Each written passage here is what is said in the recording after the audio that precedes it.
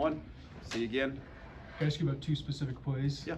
The pass to Brandon and then Yeah. the Pat Bryant at fullback. Like, what goes into calling those plays, preparing for those plays, and executing?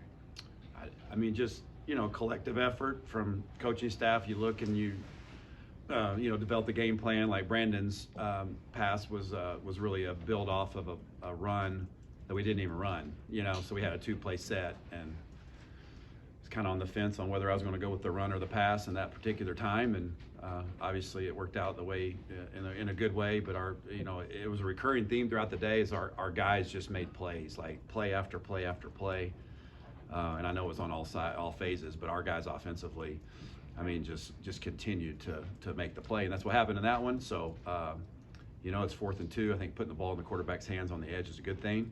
And it turns out putting the ball on the edge, in his hands on the edge with big Brandon on the edge is a good thing as well. So, obviously that was fun to see them pull that off in that moment, and it was critical for our success, obviously. And so, again, it's about the players. And then the next one, we've been repping. Ironically enough, we were going to run that play, that same play the week before, and we got called for a procedure against Central Michigan. I don't know if you guys remember that or not, but Pat was about to shift and line up there, and then we just adjusted and adapted it to the next week because we'd shown the formation to just come out of the huddle and put Pat at fullback to try to hide where he's at a little bit, so make it a little harder for them to communicate. Crowd noise actually played in our favor a little bit because they recognized him. You can see on the film they recognized where he was at, but they were having a little bit of a hard time communicating with the crowd noise, and they ended up matching it late, but just had to run through a little bit too much traffic. But Red zone was something we talked about a lot a couple of years ago, Barry.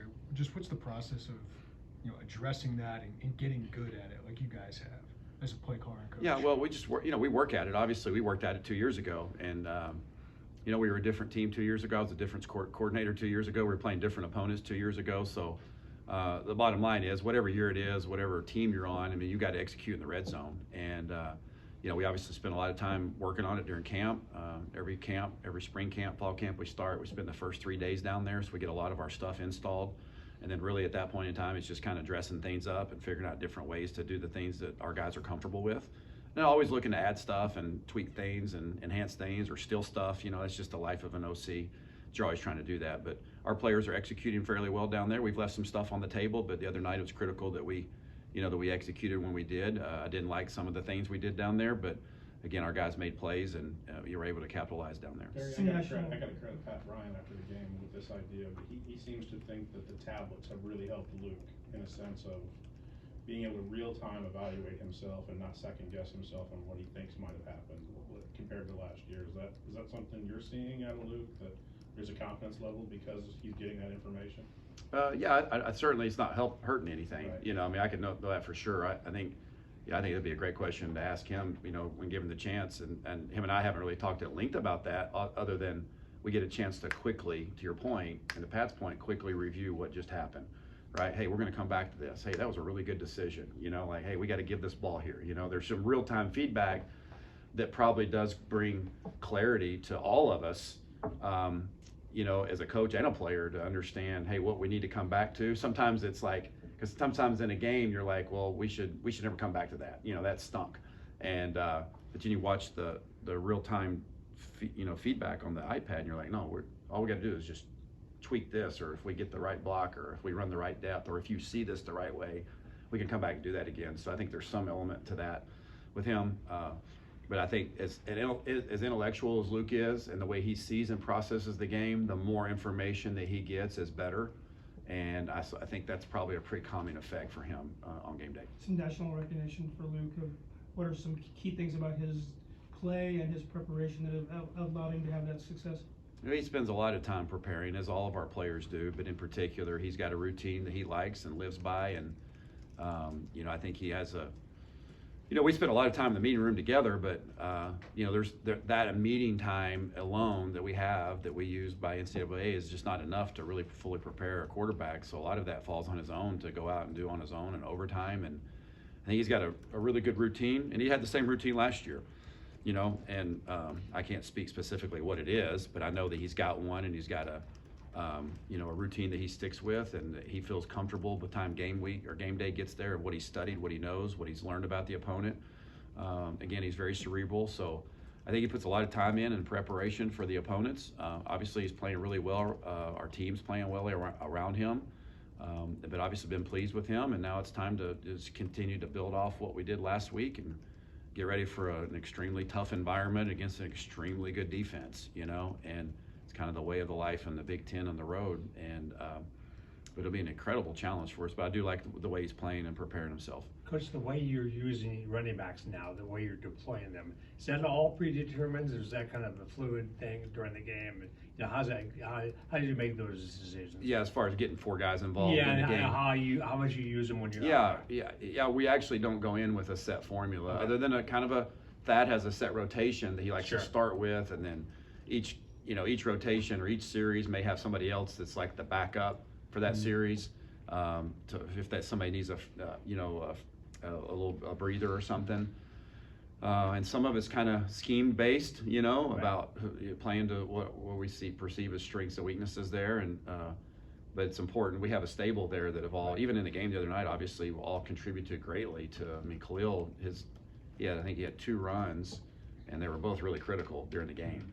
He may have had more carries than that, but I think it was 2. And yeah, they got a great teamwork. They kind of emulate, represent kind of what we want to be about, and we are at a lot of positions. Just there's not a lot of pride there. They take pride in their work, but they're not so prideful that it causes a problem when another guy gets a carry. They root for each other, pull for each other. I'm very pleased with the way those guys are playing. Have you used 4 before in your history? Have that many? Is that 4? a lot? Is 4 too many or no? No, I don't think so. Okay. Four's Four's about fine. right. Yeah, Okay. I mean, I think it's good, especially when you look at across the spectrum of how different and unique each 4 of them are. Okay. So I think that's a positive thing for us, and there's roles for all those guys to continue to be expanded and to help us win. Barry, I know after Central Michigan, Brett talked about challenging the offensive line, and it sounds like Melvin Priestley had a message throughout the course of last week. Like, what did you see the response from those guys to kickstart that run game? Well, I mean, I think they just kept coming to work, and obviously I think, it was documented that Melvin said a few words to the team, and I think he said, it was a very good message that anytime your players talk in front of the team and want to, he came to me several times and had something on his heart he wanted to say, and he spoke his mind. I think our players received that well, and was another layer of our preparation leading into the game last week. And obviously they take a great deal of pride. I mean, our team's going to only go as far as they take us, and they've had some real bright moments in this season. But I thought on Friday night, obviously I thought they really rose to the occasion against a really tough defense, a tough scheme that just causes a lot of headaches for the O-line. And I've been a part of teams against that particular scheme have been beat before they got to the game because of all the movement and the twist and the different fronts. And I thought our guys just had an incredible amount of composure going into the week. I think it being a short week was kind of a blessing in disguise because we didn't have a lot of time to think about it. I thought Bart and Byron and the O-line team did a great job of getting our guys ready to play, and really shined in the second half of the game. We just kept, to be honest with you, early on in the year, some of the challenges were created because we were probably running into a little bit too heavy of a box. We started to use RPOs more to lighten that. I think the first play of the overtime really represents that. Like the boundary safety he's sitting back there making sure that we can't pop an RPO in there, and then all of a sudden the ball bounces off the shelf and you got a lot of running space, and the line did a great job there. But if the safety was down at 4 yards, nobody would have thought the line did a good job there, and he made the tackle, so there's some of that too. And so I think I'm helping us, and kind of how we've shifted a little bit, using that a little bit more to run a little bit more advantageous boxes, so to speak.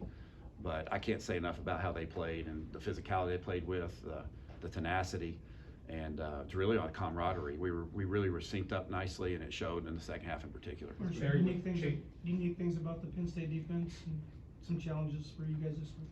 Yeah, I mean, the unique thing about them is, I think probably, I think there's without question the twitchiest, quickest defense that we played against to this point across the board. I mean, obviously they got some elite pass rushers and there's some really good back end players, all levels. I mean, they got some highly recruited, highly decorated guys that deservingly so. You know, they play with a lot of quickness. You know, they're very, very quick. And last year, that gave us some problems. Their speed and power. And so we're going to have to match that, get their feet in the ground, and be really spot on, because they created a challenge in that regard because of the speed and the power they play with. Barry, do you see a significant difference in them with Tom Allen there now compared to last year's defense?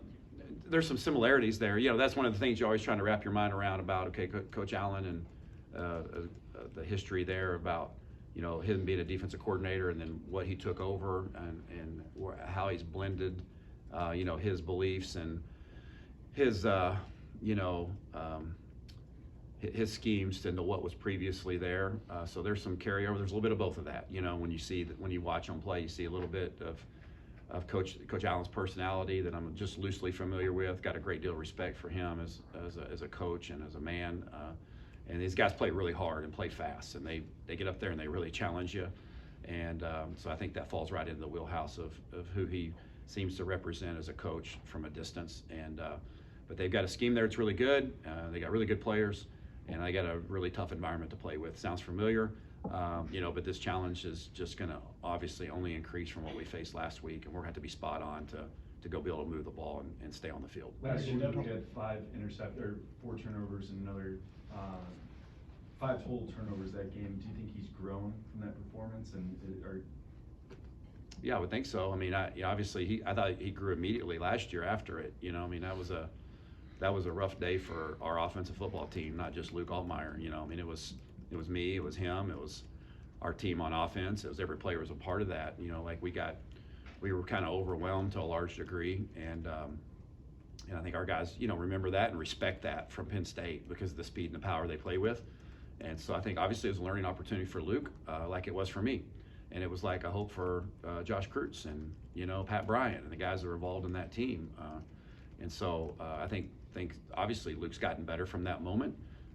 And I thought he did last year, but he, you know, just continued to build upon each game's its own game, right? So anything we've done in the past doesn't really affect what's going to about happen this coming Saturday in this environment, other than you can glean the good and the bad, and you gain some confidence and also see where you need to correct things. So I think Luke's in a good spot for that, but obviously we know the challenge before us is going to be an incredibly strong one. Barry, to dovetail off of Joey's question, it seemed like it could have been easy to more or less ditch the running game after 3 quarters, and it felt like you guys were seeing things in those 1 to 2 or 3 yard carries where, man, we were this close to getting a big breaker, and you got 4 of them in the 4. Yeah, we did. I mean, that's kind of the nature of who you, how you have to approach that scheme. Is, you know, we told our guys, like, listen, there's going to be a lot of 1 and 2 yard runs. I mean, there just are, with all the movement, the twist, and we felt like we could use a little bit of tempo to maybe fatigue them a little bit. I'm not saying any way, shape, or form to say that in judgment to what kind of shape they were in or weren't in. I'm just saying, like, they got a big, strong line, and we had seen some, and it was really hot. I mean, it was really, really hot. You guys are at the game, and it was like super humid. So, you know, we always think that's a little bit of an advantage. So we used the tempo, I think, early on, and even in the 3rd quarter, some to tire them a little bit. And our guys just kept plugging away, and then all of a sudden they fit a gap wrong, or we had an advantageous call compared to what they had called, and there we go, you know. And so hopefully that's going to be a springboard for us moving forward. It should be for confidence for the way our guys played and the way the run game fit together and how it complemented what we were doing. I thought we just did a nice job of just staying in there and being patient with it, and then when the opportunities revealed itself, our backs took advantage of it. When we talk about the run game, I feel like we have to talk about Tanner Arkin as well. Like, what do you see from him, and how does he kind of enhance what you guys do from a blocking standpoint? Well, he's just he's a really good player that just is really consistent in physicality, C-gap area. He's not perfect like any of us, but just been really impressed with how he handles his business, his maturity, his intentionality. He's just really, really been a steady presence for us. And then to see him rise up and make the plays that he made, you know, the one catch he made on the 3rd down in like 2 or 3 was a phenomenal catch and effort for him. And then, you know, obviously he was pretty open on the corner route, so he did a good job on the route. But that play that he made in particular it's a tough play, and he's just gritty. He's tough. He's reliable. He stands for everything that, you know, we want our players to stand for. And he's kind of the heart and soul of that group there. Barry, year 2 could be different with the quarterback. both you guys in the same relationship. Like what has been, how's that played out? You know, just how has it been different having Luke in a second year and he having you for a second year? Yeah, I think it makes a big difference, right? I mean, we know each other pretty well, and I feel like I know what he likes, what he doesn't like, and what he's good at and what he's not good at, and I think he probably understands me a little bit better now. And like any relationship, you're around each other more, you grow, and you have your highs and your lows, and we're all working towards the same goal. So obviously, I think he's he feels good about. We feel good about how he's playing, and he's going to continue to have to play that way for us to be able to, in particular, go this week to go. It doesn't mean have to be perfect, but doesn't mean have to have the same production. But he's got to go play like he's been playing and take care of the ball, and when the plays present itself, make the plays and use his legs to help us. And I really like where he's at. There's more room for growth. I mean, just like as an OC, as a quarterback, there's always plays you want back. I mean, just like there was this week. Like, man, there's 4 or 5 calls. I'll be like, man, I wanted that one back. And I'm sure there's 3 or 4 plays Luke felt the same way about, but obviously he's playing at a really high level. He's going to have to continue to do that. But I'm proud of where he's at in our relationship in year 2. I think we benefited from that as a football team. Thank you, guys.